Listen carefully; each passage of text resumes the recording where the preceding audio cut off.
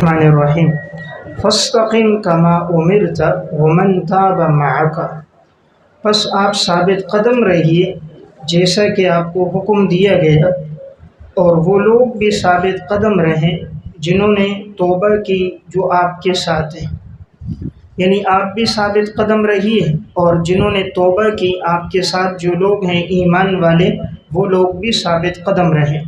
ولا تطغوا، اور حد سے آگے نہ نکلو، انہ بما تعملون بصیر، یقیناً وہ اللہ تم جو بھی عمل کرتے ہو وہ اللہ اسے دیکھنے والا ہے۔ ولا ترکنوا الی الذین ظلموا، اور مت جھکو ان لوگوں کی طرف جنہوں نے ظلم کیا، فتمسکم النار، پس تمہیں پہنچے گی چھوئے گی آگ، وما لکم من دون اللہ من اولیاء، پس نہیں ہوگا تمہارے لیے اللہ کے علاوہ کوئی دوست، ثم لا تنصرون، اور پھر تمہاری مدد نہیں کی جائے گی۔ فاستقم کما امرت آیت کا عنوان ہے اصول کامیابی۔ کامیابی کے یہاں کامیابی کے جو اصول بیان ہوئے ہیں آنے والی آیات میں بھی ہیں، یہ کل 5 اصول ہیں، 5۔ فاستقم یہ نمبر 1 ہے، استقامت اختیار کیجئے۔ نمبر 2 ولا تطغوا، حد سے آگے نہ بڑھو۔ نمبر 3 ولا ترکنوا، ظالموں کی طرف جھکو نہیں۔ نمبر 4 واقم الصلاۃ طرفی النہار، نماز کو قائم کرو دن کے دونوں اطراف میں۔ نمبر 5 واصبر فإن اللہ لا یضیع اجر المحسنین، اور صبر کرو۔ تو کامیابی کے کتنے اصول ہیں؟ 5 اصول ہیں۔ تو ان میں سب سے پہلا اصول کیا ہے؟ تم استقامت اختیار کرو جیسا کہ تمہیں حکم دیا گیا ہے، یعنی دین پر بالکل ثابت قدم رہو، دائیں بائیں جھکو نہیں، دائیں بائیں مڑو نہیں۔ اسی لیے ہر نماز میں بھی انسان یہ آیت پڑھتا ہے اہدنا الصراط المستقیم، کہ یا اللہ ہمیں سیدھے راستے پر چلا اور ہمیں دوام عطا فرما۔ اب سیدھے راستے پر تو آدمی چل رہا ہے، تو پھر یہ کیوں انسان دعا کرتا ہے ہر نماز میں؟ تو وہ سیدھے راستے پر استقامت کی دعا ہے۔ سیدھے راستے پر تو ہم چل رہے ہیں، دین اسلام پہ جو چل رہا ہے تو وہ سیدھے راستے پہ چل رہا ہے، پھر فاتحہ میں کیوں بار بار دعا ہوتی ہے اہدنا الصراط المستقیم؟ تو جواب یہ ہے کہ وہ سیدھے راستے پر ثبات، دائمی اور استقامت کی دعا ہے۔ تو یہاں بھی استقامت کی دعا ہے کہ تم ثابت قدم رہو جیسا کہ تمہیں حکم دیا گیا۔ دیکھیں یہاں پر اللہ رب العزت نے خطاب آپ صلی اللہ علیہ وسلم کو کیا، لیکن اس کے اندر مراد امت ہے۔ امت کو حکم ہے کہ تم ثابت قدم رہو۔ نبی تو ہمیشہ ہی ثابت قدم رہتا ہے۔ کہا ان کو بھی حکم دو جنہوں نے توبہ کی آپ کے ساتھ، ایمان والے، وہ بھی ثابت قدم رہیں۔ دوسری بات بیان فرمائی حد سے آگے نہ نکلو، یعنی شریعت کے جو احکامات ہیں اس میں حدود سے آگے نہ بڑھو۔ عموماً جو لوگ بھٹک جاتے ہیں وہ افراط تفریط سے، یا حد سے زیادہ محبت سے، یا حد سے زیادہ معاذ اللہ نفرت سے۔ جیسے عیسیٰ علیہ السلام کے بارے میں یہودیوں نے بہت زیادہ توہین کی، گمراہ ہو گئے، اور عیسائیوں نے اللہ کا بیٹا قرار دے دیا، وہ بھی بھٹک گئے۔ حضرت علی رضی اللہ تعالیٰ عنہ کے بارے میں بھی روافض نے ان کا درجہ بہت بڑھا دیا، ائمہ کا درجہ انبیاء سے بڑھا دیا، اور دوسری طرف خوارج نے معاذ اللہ ان کی تکفیر کر دی۔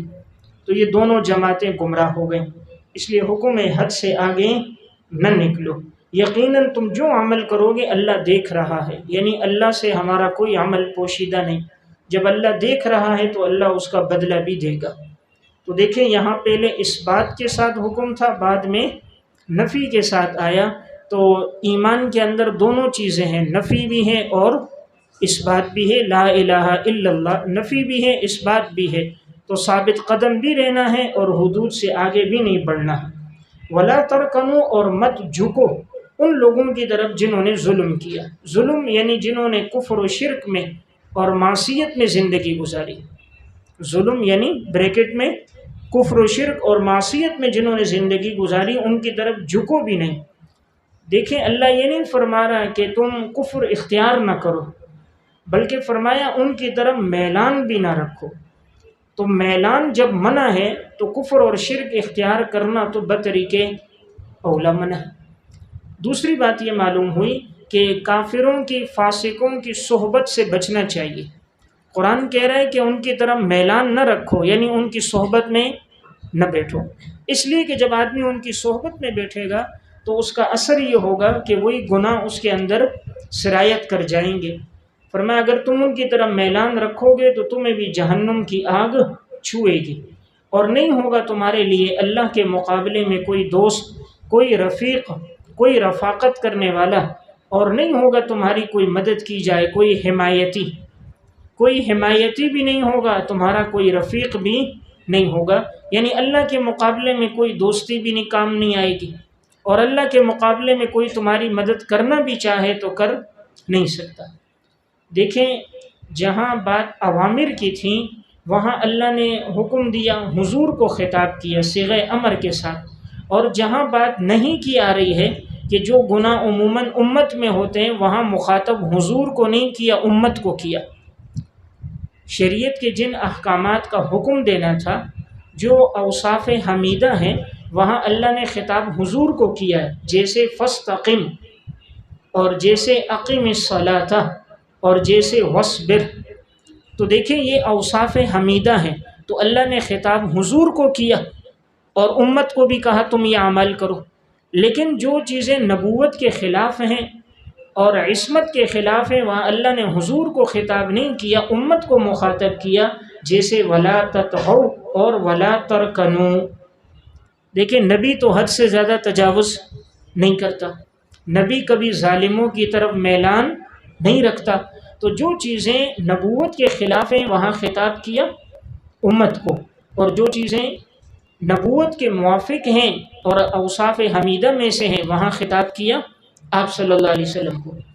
وَأَقِمِ الصَّلَاةَ طَرَفَيِ النَّهَارِ، اور نماز کو قائم کیجئے دن کے دونوں اطراف میں، وَزُلَفًا مِّنَ اللَّيْلِ، اور رات کی گھڑیوں میں، رات کی گھڑیوں میں، ان الحسنات یذہبن السیئات، یقیناً یہ نیکیاں دور کر دیتی ہیں برائیوں کو، نیکیاں دور کر دیتی ہیں برائیوں کو، ذالک ذکریٰ للذاکرین، اور یہ نصیحت ہے، نصیحت حاصل کرنے والوں کے لیے۔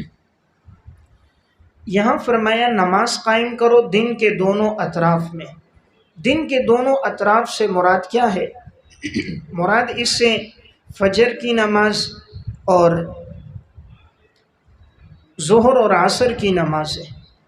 دیکھیں دن کا ایک طرف شروع ہوتا ہے فجر سے، اور دن کا جو آخری طرف ہوتا ہے وہ ہے عصر پر۔ چونکہ عصر کی نماز کے بعد دن ختم ہو جاتا ہے، مغرب کی نماز تب ہوتی ہے جب رات شروع ہو جاتی ہے، یعنی سورج غروب ہونے کے بعد۔ مغرب کی نماز کا وقت ہے سورج غروب ہونے کے بعد، تو دن کے دونوں طرف تو کون سی نماز ہوئی؟ فجر اور عصر۔ تو فجر اور عصر کی نماز اس میں شامل ہو گئی، اور ضمناً اس میں ظہر بھی آ گئی، کیونکہ ظہر کی نماز بھی ایک طرف ہوتی ہے۔ ظہر کی نماز جب سورج ڈھل جاتا ہے، سورج ایک کنارے سے دوسرے کنارے کی طرف ڈھل جاتا ہے، اور ہر چیز کا سایہ سایہ اصلی کے علاوہ بڑھ جاتا ہے، تو پھر ظہر کی نماز ہوتی ہے، یعنی زوال کے وقت کے بعد، تو وہ بھی گویا دن کا ایک طرف ہو جاتا ہے۔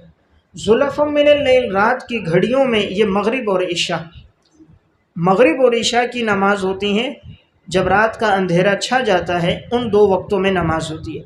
اس طرح گویا پانچوں نمازوں کا تذکرہ اس ایک آیت میں آ جائے گا۔ یا بعض مفسرین کی رائے یہ ہے کہ طرفی النہار سے مراد یہاں پر انہوں نے دن کے اطراف میں مراد لیا ہے فجر کی نماز کو، اور نمبر 2 مراد لیا ہے ظہر کی نماز، ظہر کی نماز کہ یہ دن کا ایک طرف ہے۔ تو دیکھیں دن کا ایک طرف ظہر سے پہلے ہے اور ایک طرف ظہر کے بعد ہے، تو گویا اس صورت کے اندر فجر اور ظہر کی نماز کو مراد یہاں سے لیا، اور مغرب اور عشاء کو زُلَفًا مِّنَ اللَّيْلِ سے، اور عصر کی نماز حافظوا علی الصلوات والصلاة الوسطیٰ وقوموا للہ قانتین، کہ تم نمازوں کی ہمیشگی کرو، خاص طور پہ عصر کی نماز کی، تو عصر کی نماز کا تذکرہ وہاں آ گیا۔ اور یہ نمبر 3 بعض نے یہ کہا کہ یہاں پر طرفی النہار دن کے دونوں اطراف یہ فجر اور عصر ہے، کیونکہ فجر سے دن شروع ہو رہا ہے اور عصر پہ دن ختم ہو رہا ہے، اور زُلَفًا مِّنَ اللَّيْلِ میں مغرب اور عشاء ہے، تو نماز کون سی رہ گئی؟ ظہر کی۔ طرف کے اندر تو فجر اور عصر آ گیا نا، دن کا ایک طرف فجر ہے اور دن کا دوسرا طرف عصر ہے، اور زلف من اللیل میں مغرب اور عشاء ہے۔ اب رہ گئی نماز ظہر کی، اس کا ثبوت سورہ بنی اسرائیل میں آیت نمبر 78، اقم الصلاۃ لدلوک الشمس الی غسق اللیل وقرآن الفجر، کہ تم نماز قائم کرو سورج کے ڈھلتے وقت۔ سورج کے ڈھلتے وقت، یہاں ڈھلنے میں انہوں نے مراد ظہر کی نماز ہے۔ جب سورج ایک طرف ڈھل جاتا ہے تو گویا ظہر کی نماز کا تذکرہ یہاں آ گیا اور فجر اور عصر کی نماز کا تذکرہ وہاں آ گیا۔ اس طرح بھی پانچوں نمازوں کا ثبوت ہو جاتا ہے۔ تو قرآن کی اس آیت سے بھی پانچوں نمازوں کا ثبوت ہے۔ اسی طرح سورہ بقرہ کی جو آیت ہے، حافظوا علی الصلوات والصلاۃ الوسطی وقوموا للہ قانتین، سورہ بقرہ آیت نمبر 238، اس میں اللہ تعالیٰ نے فرمایا نمازوں پر ہمیشگی کرو۔ الصلوات جمع ہے، اور جمع کا اقل فرد کتنا ہوتا ہے؟ کم از کم 3 ہوتا ہے، تو لہٰذا 3 سے زیادہ نمازیں ہوں گی، تو 3 سے زیادہ ہوں گی تو 4 نمازیں اس میں آ گئی۔ والصلاۃ الوسطی، اور درمیانی نماز، واو تغیر کے لیے ہے، معطوف علیہ میں تغیر ہے، تو درمیانی نماز اس میں شامل نہیں ہے، وہ الگ ہے۔ تو درمیانی نماز 1 اور الصلوات میں 4، تو 4 اور 1 5، تو 5 نمازوں کا ثبوت اس آیت سے بھی ہے۔ اسی طرح بعض علماء نے پانچوں نمازوں کا اس بات سورہ روم کی آیت نمبر 17 سے بھی کیا ہے، فَسُبْحَانَ اللَّهِ حِينَ تُمْسُونَ وَحِينَ تُصْبِحُونَ وَلَهُ الْحَمْدُ فِي السَّمَاوَاتِ وَالْأَرْضِ وَعَشِيًّا وَحِينَ تُظْهِرُونَ، تم اللہ تعالیٰ کی حمد و ثنا بیان کرو، تم شام کے وقت میں جب ہو اور جب تم صبح کے وقت میں ہو، اور اللہ ہی کے لیے حمد و سماوات آسمانوں اور زمینوں میں، عشاء کے وقت میں اور ظہر کے وقت میں۔ اب دیکھیں یہاں پر جب شام کا وقت آیا تو شام کے وقت کے اندر دونوں نمازیں شامل ہو گئی، صبح کے وقت میں فجر کی نماز آ گئی، ظہر کے وقت کی یہاں صراحت موجود ہے، عشیہ میں عصر کی نماز، مغرب کی نماز آ گئی، تو گویا اس آیت سے بھی اشارتاً پانچوں نمازوں کا ثبوت ہوتا ہے۔ تو بہرحال دن کے اطراف میں اور اسی طرح رات کی گھڑیوں میں نماز کا اہتمام کرو، اور یقیناً نیکیاں برائیوں کو دور کر دیتی ہیں۔ نیک اعمال سے برائیاں دور ہوتی ہیں، اس سے مراد یا تو صغیرہ گناہ معاف ہوتے ہیں، جب انسان نیک اعمال کرتا ہے تو اس کے صغائر گناہ معاف ہو جاتے ہیں، جیسا کہ حدیث میں جب آدمی وضو کرتا ہے تو وضو کے قطرات سے اس کے گناہ جڑ جاتے ہیں، ایک نماز سے لے کر دوسری نماز تک جتنے گناہ ہیں معاف ہو جاتے ہیں، ایک جمعے سے دوسرے جمعے تک گناہ معاف ہو جاتے ہیں۔ تو معلوم ہوا یہ گناہ کون سے ہیں؟ صغائر ہیں۔ یا نمبر 2، اس سے مراد یہ ہے کہ جو نیک اعمال ہوتے ہیں یہ برائیوں کو مٹا دیتے ہیں، یعنی جب اس کے ساتھ توبہ شامل ہو جاتی ہیں تو صغائر بھی معاف ہو جاتے ہیں، اور توبہ کی وجہ سے کبائر بھی معاف ہو جاتے ہیں، اللہ دونوں کو معاف کر دیتا ہے۔ اور یا نمبر 3، جب انسان نیک اعمال پہ آتا ہے تو آئندہ یہ گناہوں سے بچ جاتا ہے، جیسے نماز کے بارے میں ہے کہ نماز انسان کو بے حیائی سے اور برائی سے روکتی ہے، تو پھر انسان کے نامہ اعمال میں برائی اور بے حیائی کے گناہ نہیں رہتے، وہ خود بچ جاتا ہے۔ تو گویا نیک اعمال نے اس کو برائیوں کے گناہوں سے بچا دیا اور دور کر دیا۔ یہ نصیحت ہے نصیحت حاصل کرنے والوں کے لیے۔ وَاصْبِرْ، اور صبر کیجئے، یقیناً اللہ تعالیٰ ضائع نہیں کرتا نیکوکاروں کے اجر کو۔ اس سے معلوم ہوا نیک اعمال کا بدلہ اللہ ضرور عطا فرماتا ہے۔ فَلَوْلَا كَانَ مِنَ الْقُرُونِ، علماء اہل کتاب کا شکوہ اور سبب ہلاکت، علماء اہل کتاب کا شکوہ اور سبب ہلاکت۔ فلولا، پس کیوں نہ ہوئے، کان من القرون من قبلکم، کہ تم سے پہلے امتوں میں، جماعتوں میں، پس کیوں نہ ہوئے تم سے پہلے امتوں اور جماعتوں میں، اولو بقیت، عقل اور بصیرت والے لوگ، عقل اور بصیرت والے لوگ کیوں نہ ہوئے، ینہون عن الفساد فی الارض، کہ وہ روکتے زمین میں فساد کرنے سے، الا قلیلا ممن انجینا منہم، مگر بہت تھوڑے لوگ، مگر ان میں سے بہت تھوڑے لوگ کہ جنہیں ہم نے ان میں سے نجات دی۔ واتبع الذین ظلموا، اور وہ لوگ پیچھے لگ گئے ان لوگوں کے جنہوں نے ظلم کیا۔ الذین ظلموا سبب ہلاکت۔ جنہوں نے ظلم کیا ان کے پیچھے لگ گئے، ما اترفوا فیہ، اس میں جس عیش و عشرت میں وہ تھے، اترفو عیش و عشرت، جس عیش و عشرت میں، آسودگی میں، فراوانی میں وہ لوگ تھے، تو یہ اسی کے پیچھے پڑ گئے، وکانوا مجرمین، اور یہ لوگ تو مجرم لوگ تھے۔ دیکھیں اس آیت میں فرمایا فلولا کان من القرون، پس کیوں نہ ہوئے پہلی جماعتوں میں سے، تم میں سے عقل مند لوگ کہ وہ لوگوں کو فساد کرنے سے روکتے۔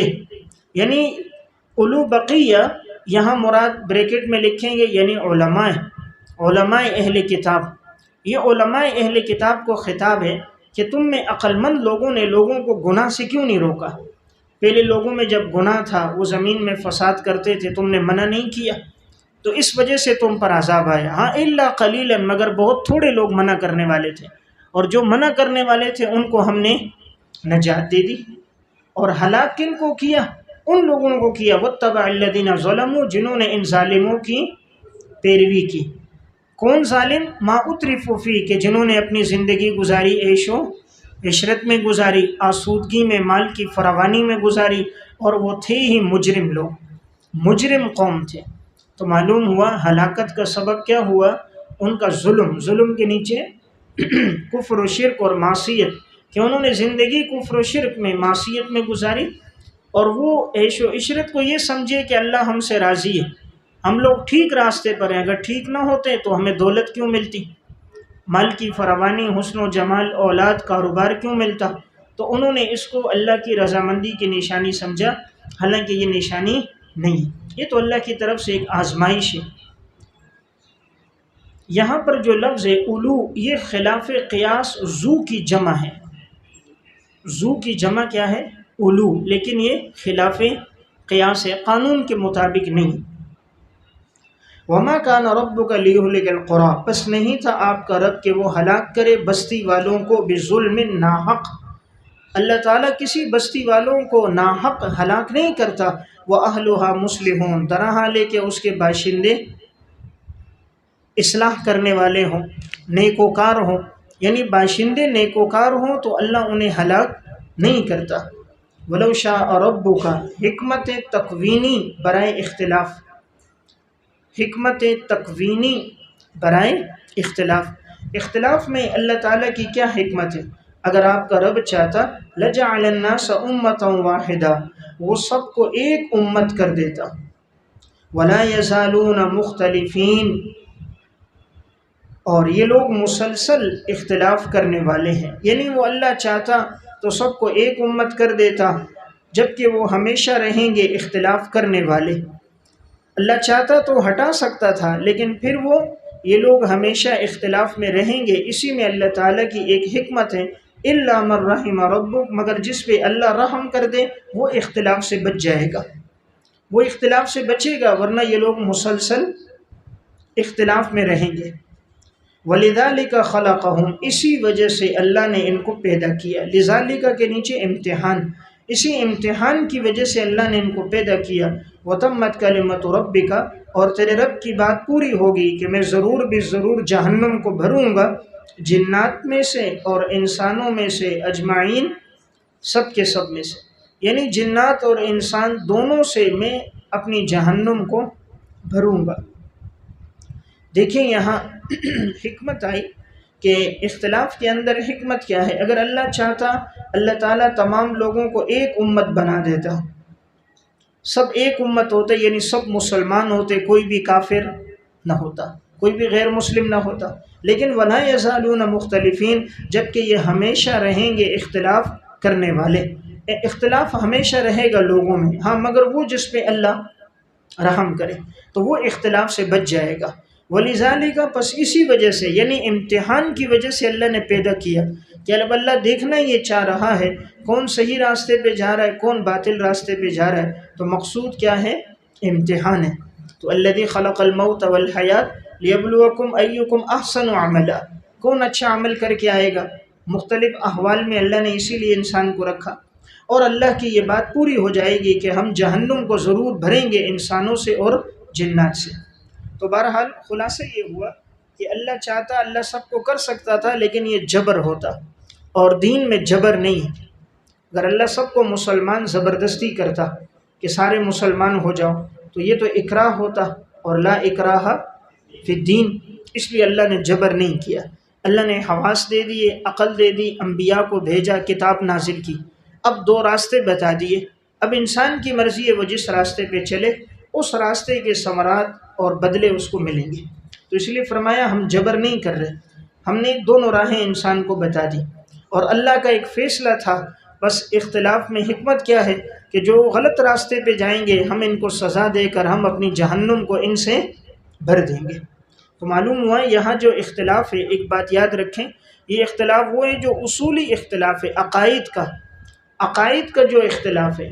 ایک تو ہوتا ہے فقہاء کرام کا اختلاف، وہ تو فرعی مسائل میں ہوتا ہے، ان مسائل میں ہوتا ہے جہاں نصوص موجود نہیں ہوتی یا نصوص میں بظاہر تعارض ہوتا ہے، تو فقی وہاں اجتہاد کر کے تعارض کو دور کرتا ہے، اور یا اجتہاد کر کے اس نئے پیش آمدہ مسئلے کا حل نکالتا ہے۔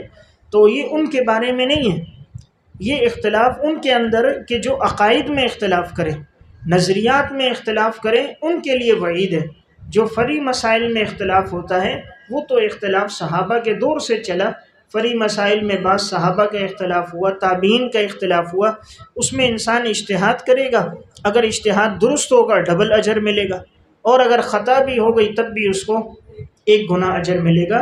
تو یہاں اجتہادی اختلاف مراد نہیں ہے، اس کے ذریعے تو امت میں آسانی آ گئی، وہ تو امت کے لیے ایک رحمت ہے۔ اگر یہ اجتہادی اختلاف نہ ہوتا، ایک ہی قول ہوتا اور اسی پر عمل لازمی ہوتا تو امت کے لیے مشقت ہو جاتی۔ تو بہرحال اس کے ذریعے سے تو امت میں راہیں نکلیں اور آسانی پیدا ہو گئی۔ تو یہاں جو اختلاف ہے وہ عقائد کا، جیسے یہود و نصارہ میں عقائد کا اختلاف ہوا، تو یہ جو اختلاف ہے یہ انسان کو کفر تک لے کر جاتا ہے۔ وَكُلًّا نَقُصُّ عَلَيْكَ مِنْ أَنْبَاءِ الرُّسُلِ وَكُلًّا، کلن سے مراد کل نبی، اور ان میں سے ہر ایک نبی کا قصہ ہم آپ پر بیان کرتے ہیں۔ من انباء الرسل، یہ سب رسولوں کے غیب کی خبریں، یہ تمام رسولوں کے واقعات جو ہم آپ کو بیان کر رہے ہیں یہ سب کیا ہیں؟ غیب کی خبریں ہیں۔ ما نثبت به فؤادک، کہ مضبوط کرتے ہیں اس کے ذریعے ہم آپ کا دل۔ وجاءک فی ھذا الحق، اور آپ کے پاس آیا ہے یہ حق۔ حاضی کے نیچے یہ صورت یا واقعات، کہ یہ جو صورت ہے اور یہ جو واقعات ہیں جو آپ کے پاس ابھی بیان ہوئے، یہ واقعات حق ہیں، بریکٹ میں سچ ہیں، یہ واقعات سچ ہیں اور یہ نصیحت ہیں ایمان والوں کے لیے۔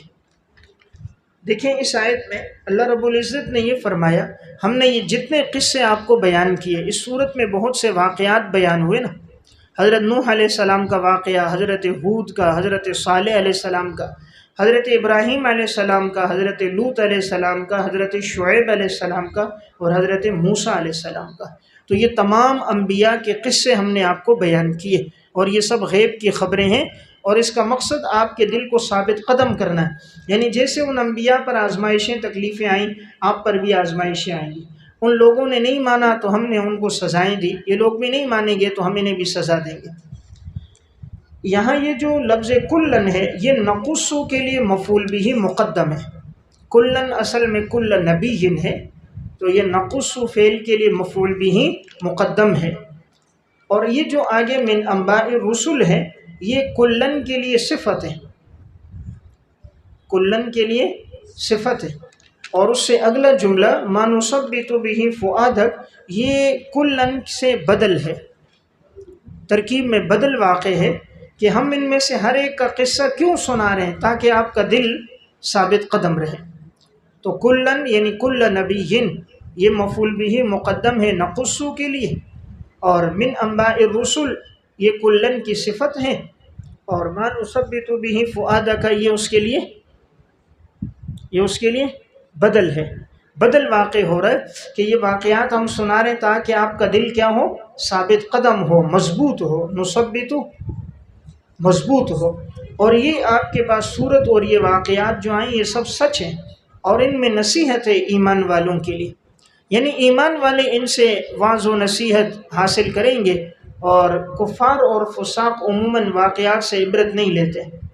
وَقُلْ لِلَّذِينَ لَا يُؤْمِنُونَ الزَّجْرَ، اور فرما دیجئے وہ لوگ جو ایمان نہیں لاتے، تم لوگ عمل کرو تم اپنی جگہ، اعملوا علی مکانتکم، تم عمل کرتے رہو تم اپنے ٹھکانے میں ہوں گے، تم عمل کرو تم اپنے ٹھکانے اور مقام پہ ہوں گے، انا عاملون، یقیناً ہم بھی عمل کرنے والے، یعنی تم جو عمل کر رہے ہو تمہارے لیے بھی ایک ٹھکانہ ہے جہنم کا، ہم جو عمل کر رہے ہیں ہمارے لیے بھی ایک بدلہ ہے جنت کا، وانتظروا انا منتظرون، اور تم انتظار کرو یقیناً ہم بھی تمہارے ساتھ انتظار کرنے والے، یعنی تم بھی انتظار کرو اللہ کی گرفت اور عذاب کا، اور ہم بھی انتظار کریں گے، دیکھیں گے پھر اللہ کی جب گرفت آئے گی تو تمہارا کیا حشر ہوگا۔ یہ لوگ تو بار بار عذاب کا مطالبہ کر رہے ہیں، تو انتظار کرو اللہ کا فیصلہ آنے والا ہے، اور پھر ہم بھی دیکھیں گے تم نے جو انکار کیا تو اللہ نے تمہیں کیسی عبرتناک سزا دی۔ وَلِلَّهِ غَيْبُ السَّمَاوَاتِ وَالْأَرْضِ، اس آیت میں چاروں دعووں کا اللہ تعالیٰ نے اختصار کے ساتھ تذکرہ فرمایا۔ سورت کی چونکہ آخری آیت ہے تو اس میں 4 دعووں کا تذکرہ ہے۔ وَلِلَّهِ غَيْبُ السَّمَاوَاتِ وَالْأَرْضِ، اب دوسرا دعویٰ، اللہ ہی کے لیے آسمان اور زمین کی تمام پوشیدہ باتیں، تو یہ دوسرا دعویٰ تھا کہ عالم الغیب کون ہے؟ اللہ ہے۔ وَإِلَيْهِ يُرْجَعُ الْأَمْرُ كُلُّهُ، اور تمام امور کو لوٹایا جاتا ہے اللہ ہی کی طرف۔ فَاعْبُدْهُ، دعویٰ نمبر 1، پہلا دعویٰ تھا نا کہ تم عبادت صرف اللہ کی کرو، تو یہ دعویٰ نمبر 1 ہے۔ وَتَوَكَّلْ عَلَيْهِ، تیسرا دعویٰ یہ تھا کہ بھروسہ صرف اللہ کی ذات پر ہو، اللہ ہی ساری کائنات کو رزق دینے والا ہے، تو کہا بھروسہ اللہ پہ کرو۔ وَمَا رَبُّكَ بِغَافِلٍ، چوتھا دعویٰ، اور نہیں ہے آپ کا رب غافل اس سے جو تم عمل کر رہے ہو۔ یعنی یہ آیت بڑی جامع آیت ہے جس میں اللہ رب العزت نے پوری صورت کا خلاصہ بھی بیان فرما دیا، اور اپنی ذات اور صفات کا۔ اللہ تعالیٰ نے پہلی اپنی صفت بیان کی، آسمان اور زمین کی ساری پوشیدہ باتیں صرف اللہ جانتا ہے۔ آگے بیان کیے تمام امور اللہ کی طرف لوٹ کر جاتے ہیں، تو جب تمام امور اللہ کی طرف جا رہے ہیں تو اللہ نیک اعمال کا بدلہ بھی دے گا، اور جس نے گناہ کیے اللہ ان کی سزا بھی دے گا۔